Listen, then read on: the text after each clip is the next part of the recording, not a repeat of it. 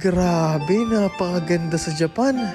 Kaya tara, samahan niyo ako mag-impake. Ihanda na natin lahat ng gamit papunta sa Japan. Plano mo rin ba ang next trip papunta sa Japan? Here are some tips to maximize your stay para makapag-explore ka pa ng mas maraming lugar sa Japan.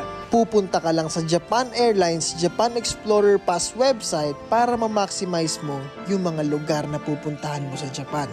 Japan Airlines Japan Explorer Pass allows us to travel 30 plus different locations around Japan, letting you fly from Tokyo to Osaka, Sapporo, Okinawa, at marami pang iba. At nag-o-offer din sila ng mas mabilis at straightforward na booking process. JALJET is also valid all year round and has free refreshments, Wi-Fi, and up to 2 times 20 kilograms of free check-in baggage. JALJET is cheaper and faster than taking the train. Kaya iniimbitahan ko ang lahat na mag-book